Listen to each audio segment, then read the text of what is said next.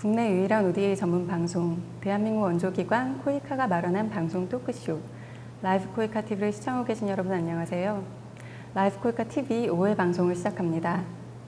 많은 분들이 지난 4회 방송을 보셔서 아시겠지만 라이프 코이카 TV는 국민을 대표한 원조기관으로서 코이카가 하는 다양한 원조 사업을 여러분이 더욱 쉽고 자세히 이해할 수 있도록 매월 1회 실시간 방송으로 찾아갑니다.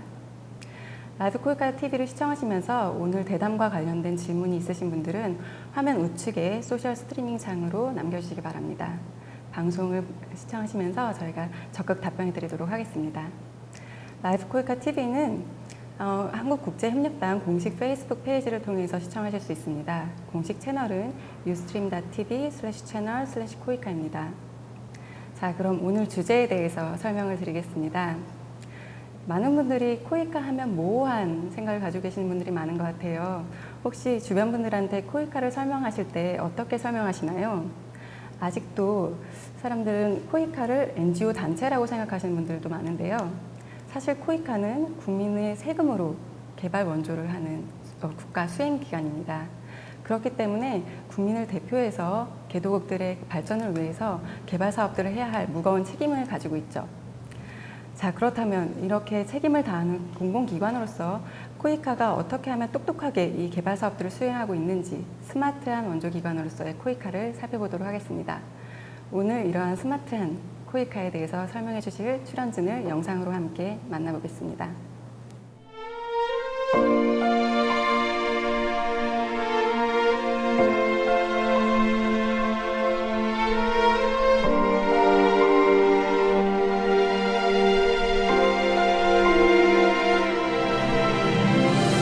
나머지 인원을 대상으로서 성과관리 교육을 실시하도록 하겠습니다. 3차는 10월 6일 날 팀장급. 지금 말씀드린 순간 방송실로 미래비전실 이화연 대리님이 난입하셨는데요.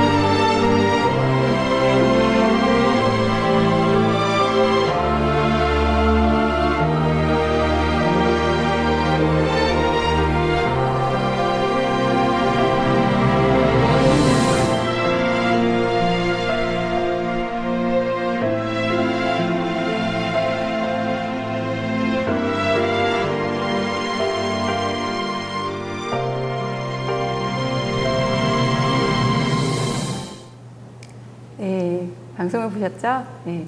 코이카 미래비전실의 우성수 실장님이십니다. 안녕하세요. 네, 안녕하세요. 반갑습니다. 네, 이렇게 저희가 무리한 부탁을 드렸는데 함께 자리해 주셔서 너무 감사합니다. 네, 실장님께서 코이카에서 하고 있는 역할과 간단한 자기소개를 부탁드리겠습니다. 네, 소개받은 대로 저는 우성수라고 하고요. 현재 미래비전 실장을 맡고 있습니다. 제가 대학교 4학년 때 코이카에 들어왔으니까 벌써 20년이 다 됐네요. 네. 코이카의 청춘을 다 바쳤습니다. 네, 그러시군요. 그리고 미래비전 실장님으로 계신데요. 제가 이 미래비전실하고 조직의 한 팀의 이름을 볼 때 흔하지 않는 이름인 것 같습니다. 미래라는 단어랑 비전이라는 단어가 합쳐지니까 굉장히 역동적인 팀 같아요. 그리고 뭔가 코이카를 위해서 미래적이고 비전을 세우는 막중한 역할을 담당하는 것 같은데 담당하고 계시는 미래비전실에서 하는 역할을 좀 설계해 주시겠어요? 네, 미래비전실이라니까 조금 거창하죠. 네. 사실 그렇게 거창한 건 아니고요. 기관에서 제일 중요한 업무라고 할 수 있는 일을 맡고 있는데 가장 크게는 일단 조직하면은 그 조직이 어디로 갈 것이냐 하는 그 전사적인 비전, 그런 중장기 전략을 짜는 업무를 맡고 있고요. 또 하나는 경영평가를 맡고 있습니다. 그러니까 코이카가 대외적으로 받는 경영평가, 그 다음에 내부적으로는 우리 조직의 성과관리 업무를 담당하고 있고요. 마지막은 이런 업무를 통해서 종합적으로 우리 조직이 어떻게 변해야 될지 그런 조직 혁신이나 경영관리 총괄을 하고 있습니다. 그렇군요. 조직 혁신과 경영관리 그리고 평가를 특히 담당하고 계셔서 저희 직원들이 아주 그 미래비전실에 그 적합한 인재가 되기 위해서 노력을 해야 될 것 같고요. 그리고 굉장히 막중한 업무를 담당하고 계시는 것 같은데 그러면 코이카 미래비전실이기 때문에 좀 더 코이카의 조직 차원의 일들을 좀 고민을 많이 하시는 것 같아요. 근데 많은 분들이 앞서서 말씀드렸지만 코이카가 비영리 단체냐 아니면 왜 개도국에 나가서 도움을 이렇게 주는 원조기관이기 때문에 기존 NGO 단체들과 구분이 좀 모호한 분들이 많으세요. 심지어는 어떤 분은 코이카 입사하려면 사회복지사 자격증이 있어야 되냐 이렇게 물어보기도 하고, 그렇다면 코이카가 정부기관이라고 제가 이렇게 모호하게 가지고 있는 이 일반 시청자 여러분들께 그 코이카 어떤 기관인지에 대한 설명 좀 부탁드리겠습니다. 네, 말씀하셨다시피 이제 코이카 하면 아직 생소한 분이 많은데요. 그건 이제 저희가 봉사단, 월드 프렌즈 봉사단으로 많이 알려져서 그런 거에 기인을 하는데, 사실 그 여러 우리 국민들이 아시는 바는 사실 그 일부이고요. 네. 저희는 엄밀히 말하면은 그 외교부 산하에 무상 원조를 전담하는 공공기관입니다. 공공기관 하니까 좀 어려우실 텐데요. 네. 좀 공공기관에 대해서 좀 말씀을 드리고 싶습니다. 네. 저희 정부에서 이렇게 직접 수행하기 어려운 업무들을 실제 이제 그 별도의 기관을 설립해서 그 업무를 위탁하거나 대신 수행하게 하는 것이 공공기관인데요. 예를 들어보겠습니다. 공공기관은 크게 세 가지 분류가 있습니다. 하나는 공기업이고요. 또 하나는 준정부 기관, 그리고 세 번째가 기타 공공기관으로 분류가 됩니다. 공기업은 우리 흔히 아시다시피 뭐 도로나 항만, 그다음에 상하수도 같은 우리의 필수적인 이제 공공 인프라 서비스를 하는 기관이고요. 예를 들면 우리 코레일이라든지 그다음에 한전 이런 데가 공기업이라고 할 수 있습니다. 두 번째 분류인 준정부 기관은 두 가지가 있는데요. 하나는 그 정부 사업을 대신해서 위탁 집행하는 기관이 있고요. 또 하나는 그 정부에서 기금을 조성했습니다. 그래서 그 기금을 정부에서 직접 운영하기 어려우니까 별도의 기관을 설립해서 기금을 운영하는 기관을 만든 거죠. 그런 단체인데요. 대부분 무슨 공단 이름이 붙었거나 아니면은 그 대표적인 예로 코트라 같은 기관이 준정부 기관으로 많은 분들이 코트라랑 코이카도 헷갈린다고 네. 하시더라고요. 이름이 비슷해서. 예. 그리고 마지막 분류인 기타 공공기관은 여기에 속하지 않는 그 업무의 특수성을 고려해서 나머지 기관들을 기타 공공기관이라고 부르고 있습니다. 다시 말씀드리면 저희 코이카는 한국국제협력단은 이 중에 기타 공공기관에 속하는 기관이 되겠습니다. 그렇군요. 저희는 공공기관이네요. 기타 공공기관으로서. 그러면 정부 부처들과 각종 이제 협업들을 진행하고 그럴 텐데, 이렇게 공공기관으로서 저희가 평가받는 방식이 있나요? 예를 들어서 다른 공공기관 같은 경우는 뭐 기재부라든지 제가 그 평가할 때 어떤 특정 부처한테 그 결과를 보고한다든지 이런 것들이 맞는데, 저희는 평가를 할 때 주로 어떤 부처와 소통을 해야 되는지 궁금하네요. 네, 우리 그 국민들 다 아시다시피 최근에 우리 정부에서 공공기관 정상화 대책 많이 발표하시잖아요. 그렇듯이 이 공공기관이 너무 많습니다, 사실은. 그래서 정부에서 이 합리적인 관리를 위해서 법률을 만들었는데요. 공공기관의 운영에 관한 법률이라고 합니다. 여기에 따르면 기획재정부, 기재부가 모든 공공기관을 관리 감독하게 되어 있습니다.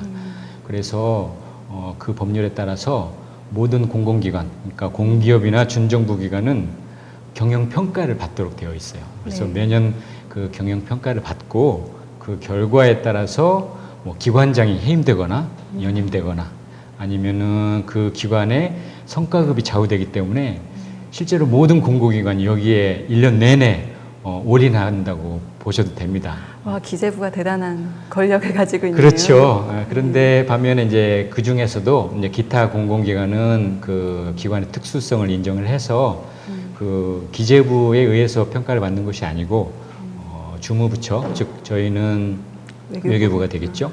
그러니까 외교부에서 자율적으로 특성에 맞게 그 공공기관 그 룰에 따라서 자체적으로 평가를 받고 있습니다. 아, 그렇군요. 그러면 저희는 외부부한테 우리가 얼마나 성실하게 업무들을 수행하고 있는지, 그리고 개발 사업들을 얼마나 성공적으로 이행하고 있는지를 철저히 보고하고 같이 함께 전략을 구상하고 이런 역할을 하게 될 텐데요. 그만큼 개발 사업이기 때문에 더욱더 이 스마트함이 요구되는 것 같습니다. 근데 저는 굉장히 궁금한 게 개도국의 개발 사업 하나의 그 한 국가의 발전을 돕는 역할을 하기 때문에 저희가 더 명석하고 스마트하게 일을 해야 될 것 같아요. 근데 미래비전실 실장님으로서 스마트한 조직에게는 무엇이 필요한지 개인적인 소견이 있으신가요? 네, 스마트하다는 그 뜻을 어떻게 정의하느냐에 따라서 달라질 수 있는데요. 혹시 집에 가훈 있으세요? 저희 가훈이요? 잘 먹고 잘 살자 이런 걸까요? 네, 저희 친한 그 친구의 집에 가훈은 정신 차리자 이거던데. 굉장히 현실적인 가훈이네요. 예, 제가 왜 스마트 얘기를 하면서 이게 그 가훈 얘기를 했냐면 사실은 스마트를 정의할 때 여러 가지가 있는데 저는 한 가지 제일 중요하다고 생각하는 걸 말씀드리고 싶습니다. 그건 바로 그 조직의 정체성, 그 다음에 방향성, 이 두 가지가 제일 중요한데 이 두 가지를 아우를 수 있는 것이 바로 전사적인 전략, 비전 체계라고 보실 수 있습니다. 왜냐하면 그 기관의 스마트함은 결국에는 그 기관을 무엇으로 정의하느냐라는 정체성과 과연 어디로 발전해야 되느냐라는 방향성이 그 전략 안에 담아있지 않으면 결코 스마트해질 수 없거든요. 그래서 이 스마트함을 얘기할 때 저는 확실한 그 전사적인 전략 비전 체계가 있어야 된다라고 말씀드리고 싶고요. 또 하나는 사실 아까 제가 공공기관 평가에 대해서 말씀드렸는데 사실 저희 코이카는 이 공공기관 평가 제도를 도입하는 게 좀 늦었습니다. 이미 앞서 말씀드린 공기업이나 준정부는 저희보다 10년 이상 네. 빨리 시작해서 이미 정착했는데 네. 그 경영평가의 큰 틀이 결국에는 BSC라는 균형 성과관리 제도를 도입하게 되었습니다. 좀 네. 어렵죠. 네, 약자네요. 그래서, 밸런스 스코어 카드. 네, 그 BSC라는 것은 말씀하신 대로 밸런스드 스코어 카드, 그러니까 균형 성과 관리라는 제도인데요. 실제로 그 성과 관리를 함에 있어서 가장 중요한 것이 사실은 기존에는 그 평가 방법이 여러 가지가 있었는데 대표적인 것이 MBO라고 볼 수 있습니다. 그러니까 MBO는 목적 그 관리 제도인데요. 그 BSC하고 기존 MBO 체제가 어떻게 다르냐 간단히 설명드리면 좀 더 이해하시기 쉬울 것 같아요. 과거의 제도는 한 기관에서 다 열심히 하죠. 저마다. 네. 그래서 그 성과를 그 밑에서 위로 모아서 결국엔 쌓아보니 한 기관의 성과더라. 이렇게 되는 형태였습니다. 그러다 보니까 저마다는 열심히 하는데 방향성이 없는 거죠. 그래서 이 균형 성과 관리는 그 대신에 거꾸로 한 조직의 전략과 미션을 정한 다음에 그 전략을 가장 효율적으로 달성하기 위한 것을 전략 목표로 세웁니다. 그린 다음 그 전략 목표를 어떻게 하면 효과적으로 달성할 수 있을지를 지표화하고 이 지표를 이제 각 부서에 할당을 하는 것이죠. 그렇게 되면 이제 그 각 부서에서 열심히 하는 것이 나중에 한 방향으로 모아져서 그게 바로 균형 잡힌 전사적인 성과로 모아지는 것입니다. BSC를 말씀 들어보니까 정말 전략을 굵직한 비전 하에서 정립하는 게 성과 관리에 굉장히 중요할 것 같다라는 생각이 드네요. 그러면 이 BSC를 딱 성과 관리 체제를 가지고 직원들이 열심히 일을 할 때 그 직원마다의 조직 평가라고 해야 되나요? 얼마나 좋은 역할들을 하고 있는지, 얼마나 성공적으로 사업들을 수행하고 있는지, 스마트한 조직 내 평가에 대한 어떤 저희 시스템이 가지고 있나요? 네, 제가 들어온 지 20년 됐는데요. 그 20년 동안 받은 욕보다 네. 지금 이 BSC 평가를 시작하면서 받은 욕이 훨씬 많습니다. 그만큼 그쵸. 사실 평가가 예민하잖아요.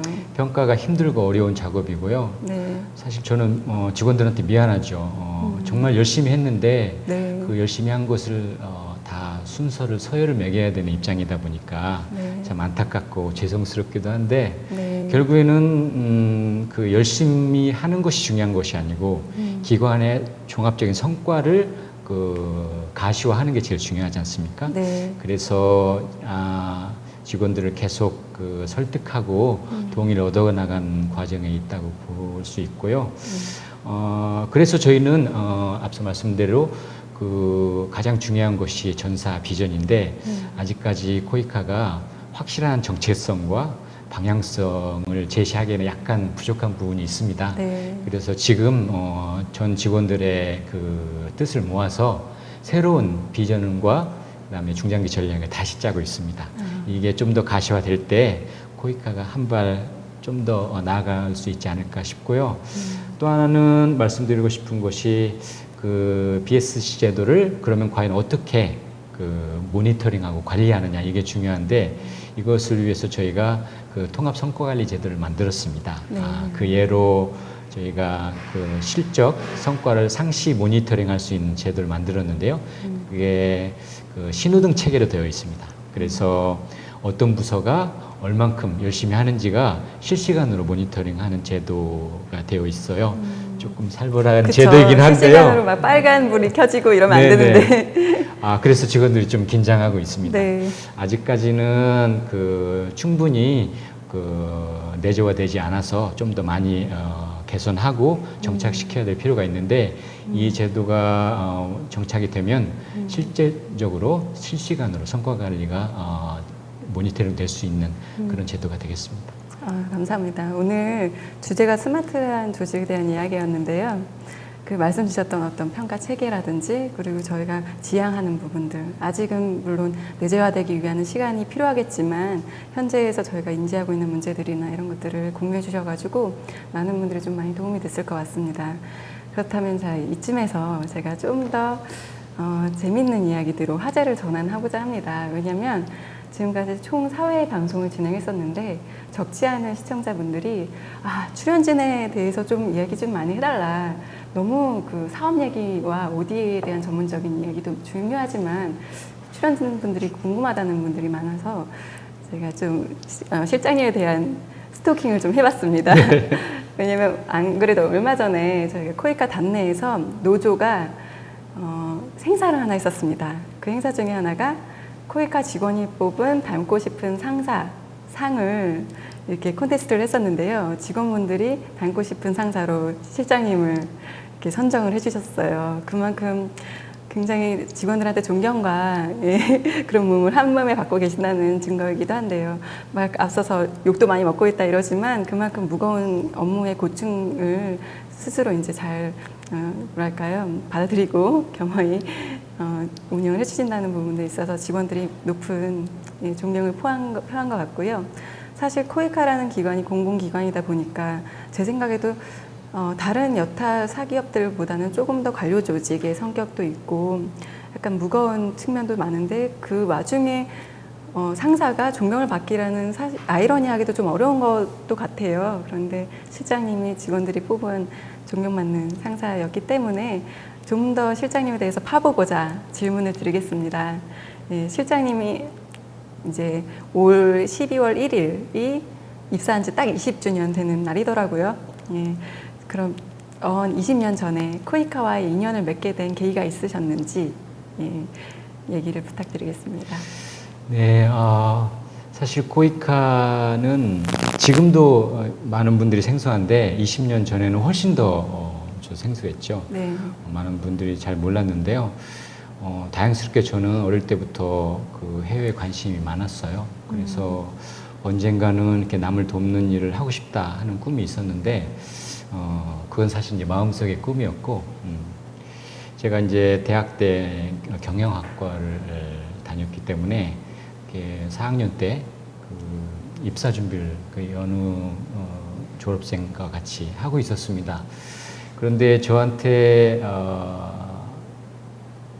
큰 이벤트라고 할까요? 그런 사건이 하나 있었는데 뭐냐면 그 친한 대학 선배 중에 그 NGO에 근무하는 형이 한 분 계셨어요. 그분이 그 아프리카 탄자니아에 그 나가서 활동을 하고 계셨는데 제가 4학년 여름방학 때 막 그 시험 공부를 하고 있을 때 안식년차 찾아오셨어요.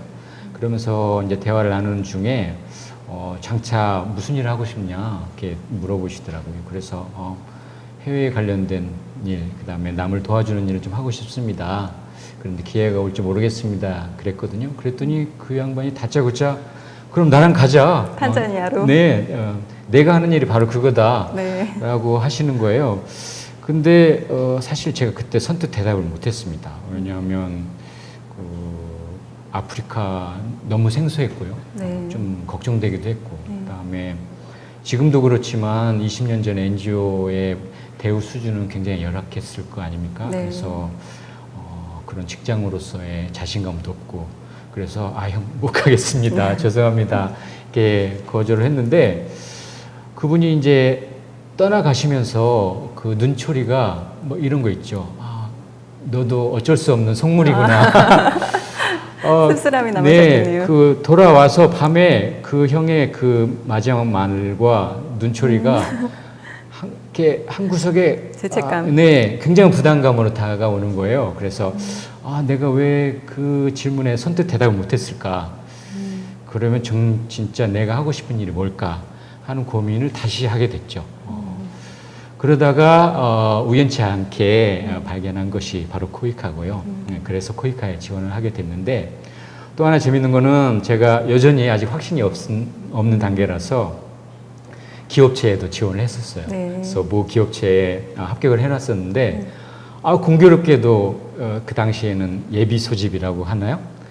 합격자들은 어느 날 와라 이런 건데 동시 같은 날 같은 시간에 오라는 거예요. 코이카랑 그 회사가. 기업이랑요. 그래서 이제 고민을 했죠. 네. 그런데 있잖아요. 그 회사가 그 성수대교 건너서 있는 회사였어요. 네. 그런데 94년에 성수대교가 무너졌어요. 네, 그 해에 무너졌죠. 네. 그 면접 혹시 그날? 그 날인지 아닌지는 지금 기억이 안 나는데 그 막 고민을 하고 있을 때였습니다. 그래가지고 그 성수대교가 무너지니까 네. 제 이름이 성수잖아요. 그 성수인데 퍼뜩 드는 그러네요. 생각이 이쪽으로 가면 내가 망하겠구나. 근데 정말 복합적으로 다 내포된 예. 뜻이 있었던. 그래서 신께서 저를 이렇게 인도하시는구나 그런 생각이 들어서 그 회사로 가는 생각은 딱 접고 그때 이제 코이카로 마음을 먹은 거죠. 와, 굉장히 총체적인 우연이랄까요? 네. 운명이랄까요? 그러셨군요. 그래서 코이카에 딱 입사하셔서 이제 20년 동안 이렇게 일을 하고 계시는데 특별히 제가 알기로는 코이카에서 아까 앞선 말씀 주신 것처럼 탄자니아와의 인연도 다시 재개됐다고 하시던데 그 이야기도 좀 해주시겠어요? 네, 아까 그 코이카에 입사하게 된 계기가 결국에는 코이카와의 인연뿐만이 아니고 사실 저를 아프리카로 이끈 그 사건이기도 했습니다. 왜냐하면 그때 그 당시에 형이 탄자니아에서 근무를 하고 있었는데 그 부름에 제가 답을 못했잖아요. 네.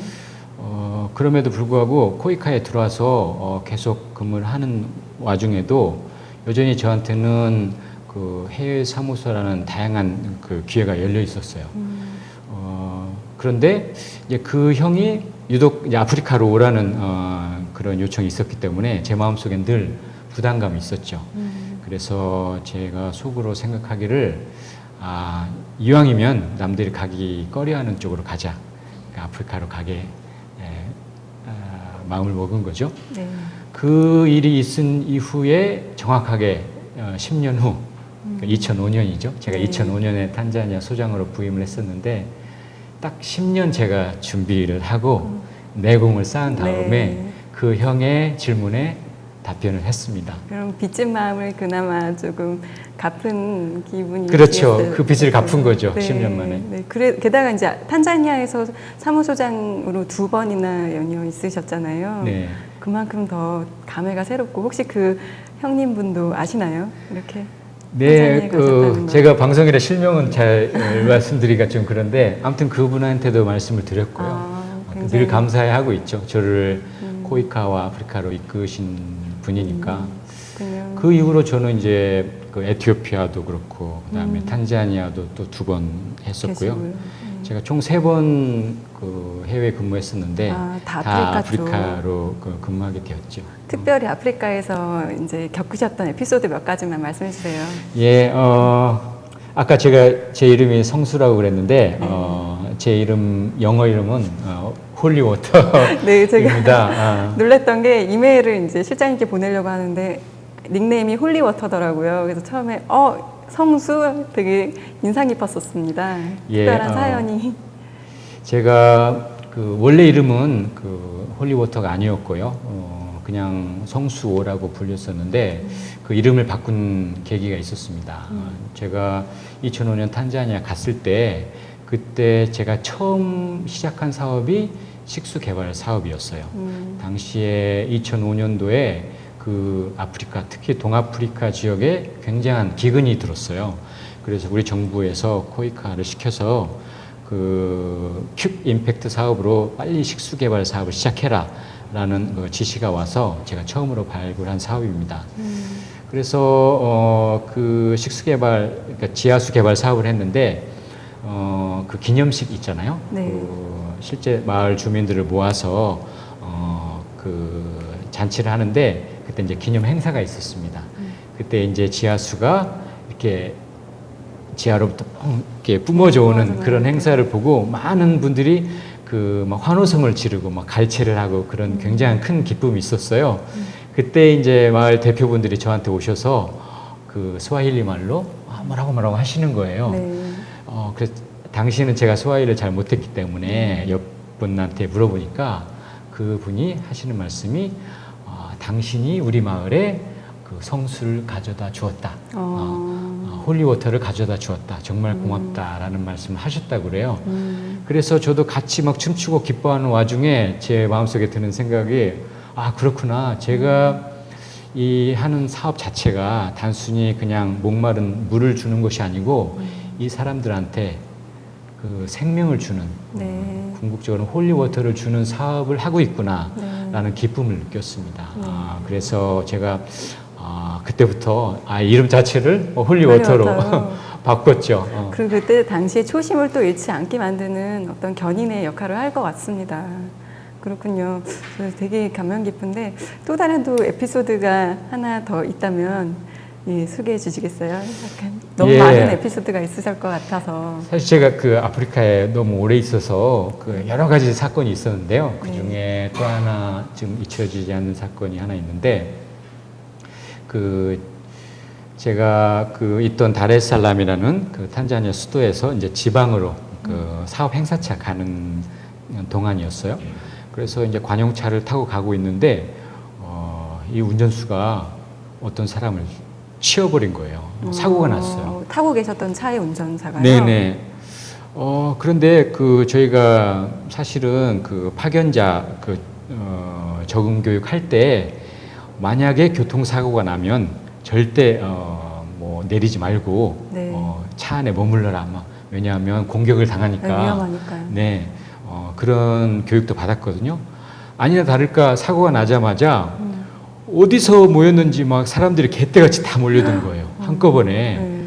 적잖이 보니까 막 수백 명이 되는 것 같아요. 네. 그러면서 너희가 우리 동료를 죽였다고 하면서 차를 막 흔들고 난리가 났어요. 네. 너무나 당황해서 네. 어쩔 줄 몰랐는데 순간 네. 그 교육이 생각나서 일단 네. 차문을 잠그고 네. 그 창문을 이만큼 열은 다음에 네. 일단은 그 대표되는 사람하고 이제 협상을 하기 시작했어요. 네. 사고는 이미 났으니까 네. 빨리 사람을 살리자. 네. 동네 병원이나 보건소 같은데 어디 있냐. 네. 빨리 가자. 그러니까 그 사람도 동의를 해주고 네. 그러면 빨리 환자를 싣고 그럼 빨리 이동하자. 그래서 환자랑 보호자 되는 사람만 태워서 네. 근처에 다행히 근처에 병원이. 그 보건소가 있더라고요. 그래서 보건소에 가서 환자를 내리는데 이게 벌써 피를 많이 흘렸는지 막 경련을 하는 거예요. 다리를 부르르 떨면서 저는 너무 당황해서 막 그 혹시나 죽지 않을까 네. 굉장히 걱정되는데, 문제는 아까보다 더 많은 사람들이 모여들었군요. 예, 동네 사람들이 다 온 것 같아요. 그래서 막 저를 이제 막 멱살을 잡고 이제는 자기 동생, 자기 형 죽였다고 막 네. 돌을 잡고 저를 막 쳐 죽일 것 같아요. 네. 너무 제가 놀라서 막 피하면서 이렇게 살려주세요 하고 있는데, 마침 저쪽 그 보건소 한쪽 귀퉁이에 네. 앰뷸런스가 한 대가 있었어요. 네. 저는 이제 너무 당황해서 처음에는 보질 못했는데 네. 그 피하고 있는 찰나에 제가 앰뷸런스가 있는 걸 봤어요.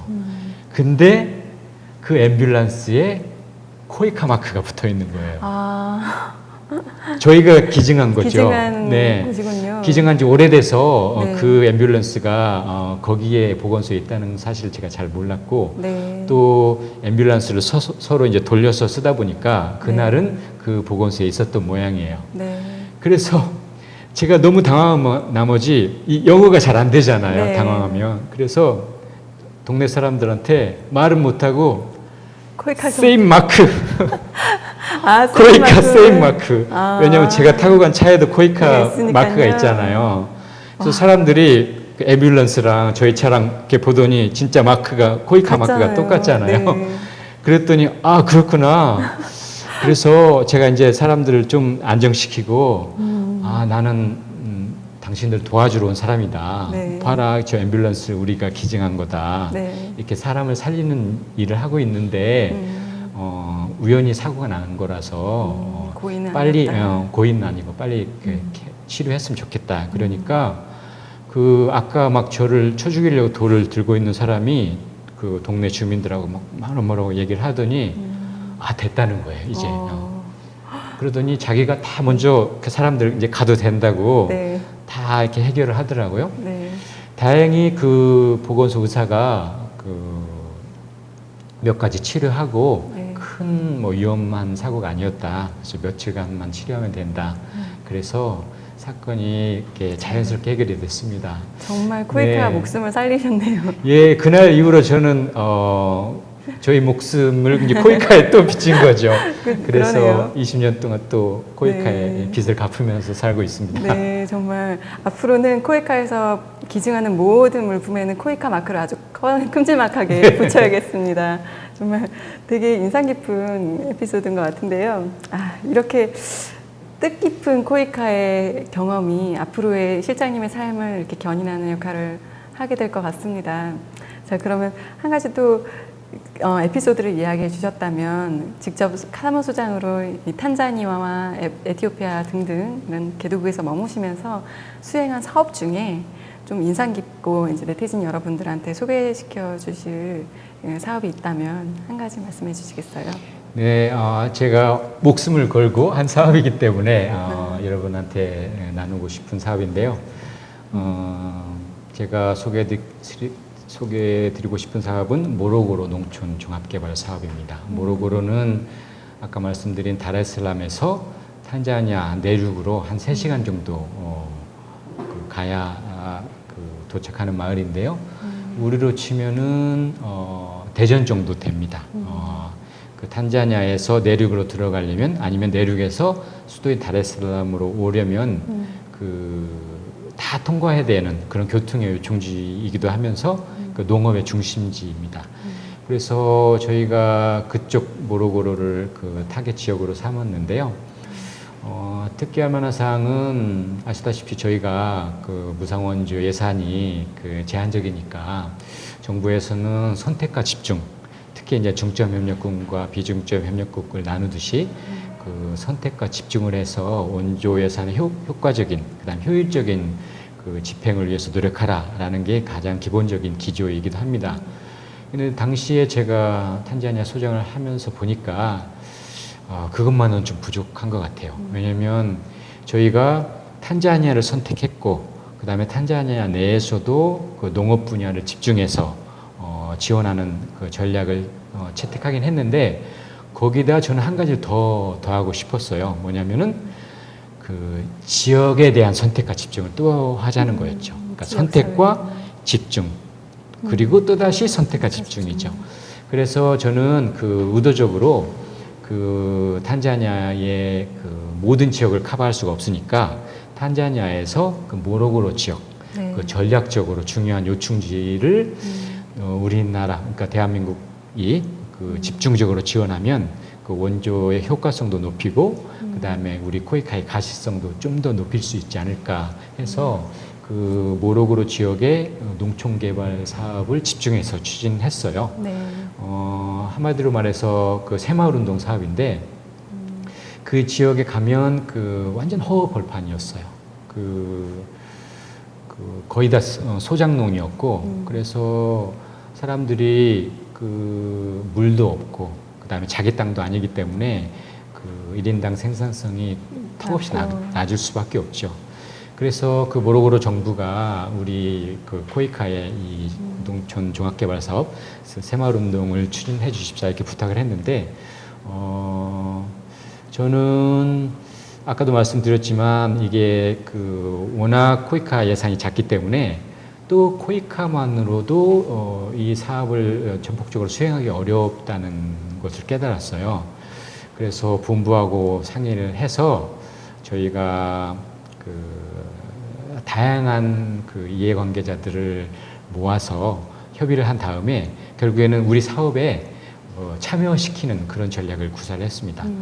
다시 말씀드리면은 하나의 농촌 종합개발 사업을 하면서 크게는 대형 인프라 사업, 예를 들어서 농장 개발이라든지 관계시설이라든지 종합적인 플랫폼은 코이카가 담당을 하고 그 다음에 그 인프라를 담당하면서 부족한 부분, 소프트웨어 부분은 사실 경상북도가 새마을운동으로 유명하잖아요. 네. 그래서 경상북도 그 지자체의 협조를 받아서 그 새마을운동 그 봉사단들을 그 모로고로 사업 현장에 파견을 시켰습니다. 그래서 그 친구들이 이제 코이카가 못하는 그런 정신 계몽 운동, 가가호 다니면서 그 실제 그 가정을 케어하는 사업들, 그 다음에 지역 다니면서 새마을 운동 정신을 전파시키는 사업들을 담당을 했죠. 또 하나는 저희가 그럼에도 불구하고 턱없이 부족한 예산 때문에 일부 그 농촌 종합개발 사업임에도 불구하고 부족한 요소가 있었습니다. 저희 사업에는 그 예산 문제상 그 보건 분야 사업이 좀 약했어요. 네. 그래서 그 동네가 약 2,300명 되는 그런 큰 그 마을이었는데 네. 보건소 자체가 없는 거예요. 그래서 고민하다가 저희랑 그 긴밀하게 협조하는 굿네이버스라는 NGO를 통해서 그쪽 마을에 보건소를 하나 새로 지었습니다.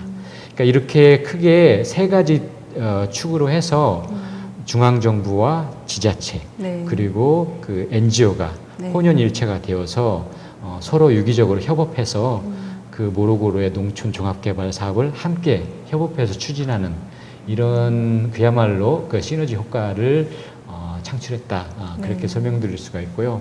더욱더 기쁜 것은 아까 말씀드린 대로 그 지역에 이제 그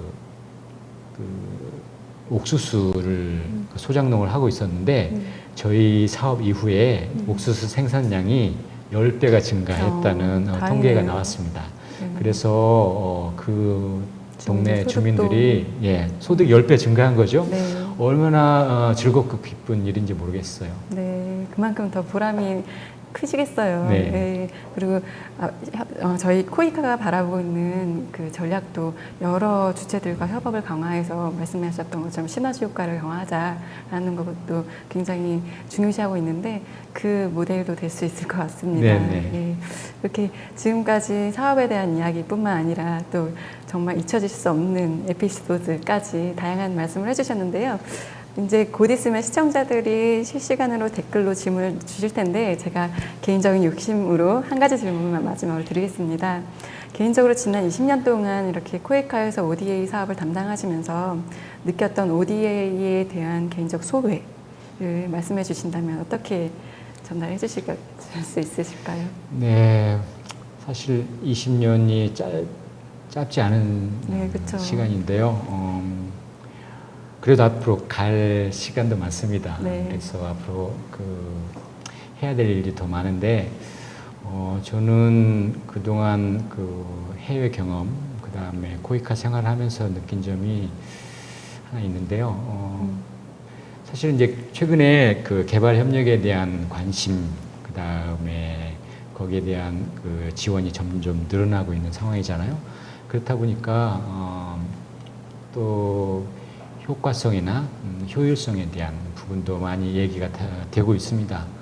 그래서 때로는 그 형태가, 그 원조 형태가 그 무상이 좋으냐, 뭐 유상이 좋으냐, 뭐 이런 논의도 진행되고 있는 것으로 압니다. 그러나 사실 저는 그 유상이냐 무상이냐를 떠나서 근본적으로 그 ODA, 그러니까 개발 협력이 추구해야 될 바가 무엇이냐 다시 한번 생각해 보고 싶은데, 제가 드리고 싶은 말씀을 한마디로 말씀드리면, 원조는 공짜가 없다. 아니, 바꿔 말하면 공짜로 줘서는 안 된다는 네. 얘기를 하고 싶어요. 네. 저는 저는 비록 그 무상 원조를 수행하는 코이카에 있지만 그 체계를 말씀드리는 것이 아니고 정신을 말씀드리는 건데, 왜 제가 그 도와주는 것을 공짜로 하면 안 되냐 하는 것이 결국에는 그 도와주는 것 자체는 굉장히 선하고 소중한 일이죠. 그런데 제가 사업을 하다 보니까 이 공짜로 주면서도 주는 입장에서는 기대감이 생깁니다. 무슨 기대감이냐면, 내가 이렇게 도와줬으니까 저쪽에서 고마워하겠지. 아니면 응당 고마워해야 된다. 아니면 적극적인 수원태세를 보여야 된다. 이런 기대감이 있을 수 있습니다. 반면에 받는 입장에서는 공짜로 받는 거다 보니까 약간 뭔지 모르는 그 계층이 생겨요. 아무래도 주는 자보다 받는 자가 낮은 자세일 수밖에 없잖아요. 그렇다 보니까 궁극적으로 우리가 ODA를 주면서 이런 것을 바라진 않았을 텐데, 우리도 사람인지라 그런 우리도 모르게 그런 부작용이 생기는 거죠. 그래서 어떻게 보면 정말 그 사람들이 스스로 일어나게끔 하고 당당하게 도움을 받고자 원한다면 정말 그 사람들에게 빌려주는 원조를 하고, 그들이 언젠가 스스로 일어서서 스스로 갚아나가는 그런 원조를 해야 된다고 봅니다. 그게 비단 그 돈으로서도 아니고 그 사람들이 또 다른 사람을 도울 수도 있겠죠. 그런 생각이 들고요. 앞서 말씀드린 대로 주위에 많이 그 개발력에 관심이 있어서 어떻게 하면 이런 분야에 진출할 수 있습니까라는 질문이 많고, 또 찾아오는 후배들도 많은데 제가 그분들한테 늘 드리는 질문이 있어요. 무엇에 관심이 있느냐? 개발 협력에 관심이 있느냐? 아니면 개발 협력의 대상에 관심이 있느냐? 우리가 개발 협력에 관심이 있다고 할 때는 보통 그야말로 개발 협력에 관심이 있어요. 그러나 정작 중요한 것은 개발 협력의 대상이거든요. 그 우리가 도와줘야 될 대상들, 그 다음에 그 사람들이 장차 일궈나가야 될 삶과 그 터전, 그리고 그 가정의 미래, 이런 것들이 결국 중요하잖아요. 그래서 그 친구들한테 제가 감히 도전하고 싶은 것은 개발협력 자체, 또는 아프리카의 자체에 관심이 있다고 표현하지 마시고 개발협력의 대상, 결국엔 사람이 ODA의 중심이어야 된다. 이런 말씀을 감히 드리고 싶습니다. 정말 마음 안에 이렇게 들어오는 중요한 말씀을 많이 해주셨네요. 이렇게 정말 말씀 주신 것처럼 원조에는 공짜가 없다. 그만큼 주는 자의 입장으로서의 우월감을 우리가 항상 견지를 하고 경계를 해야 될 것 같고요. 받는 분들한테는 무대가성의 그 원조로 인한 무책임함, 이렇게 수동적인 부분들을 견제를 해야 된다는 걸 다시금 이번 방송을 통해서 개발 원조에 관심 있는 분들이 다시 이제 상기시키게 되는 계기가 될 것 같은데요. 너무 좋은 말씀 감사드립니다. 이쯤에서 저의 개인적인 욕심이 가득 담긴 질문은 마무리를 하고요. 소셜 스트리밍 창으로 실시간으로 질문을 주신 분들의 질문을 한번 살펴보도록 하겠습니다. 벌써 많은 분들이 예, 질문을 올려주셨네요. 아이고, 제일 최신으로 제가 남겨주신 질문을 읽어드리겠습니다. 코이카 본무지로 탄자니아 괜찮은가요? 전기, 통신 등 기본 사회 인프라가 어느 정도인지 궁금하다고 이렇게 탄자니아의 경험을 질문 주셨는데요. 300님 질문 주셨습니다. 어떤가요? 탄자니아 열악하죠? 그 탄자니아에 복무한다는 질문을 하셨는데 실제 거기 가서 살려고 하시는지 아니면 제 생각에는 그 이렇게 직업으로서 원하시는 건지 모르겠는데 아무튼 괜찮습니다. 탄자니아의 그 여러 가지 상황, 특히 아프리카 하면 유명한 것이 떠오르는 것이 크게 세 가지가 있는데요. 하나는 뭐 킬리만자로 산, 그렇죠. 그다음에 초원. 사파리, 네. 그다음에 잔지바라는 아름다운 섬이 있습니다.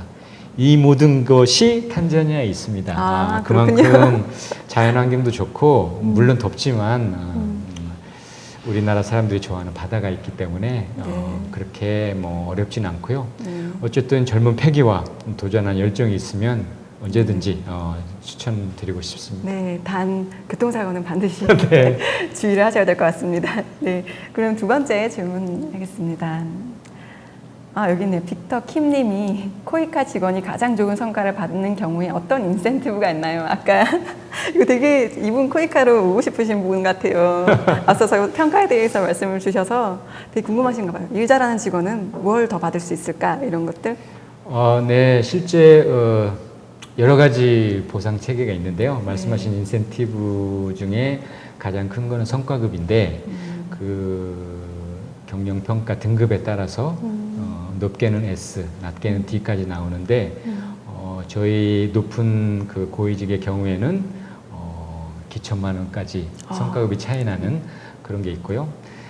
단순히 돈뿐만이 아니고 스스로 자기가 1년 동안 뒤돌아볼 때 자기가 얼마나 어느 정도 성과를 냈는지 또 그게 비단 개인의 성적이 아니고 내가 속한 조직의 성과에 얼마나 기여했는지를 스스로 가늠할 수 있는 중요한 잣대이기 때문에 아주 중요한 요소라고 볼 수 있습니다. 그렇군요. 예.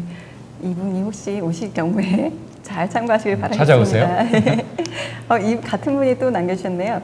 코이카에서 20년간 근무하시면서 가장 힘들 때가 언제였나요? 이렇게 문의 주셨네요.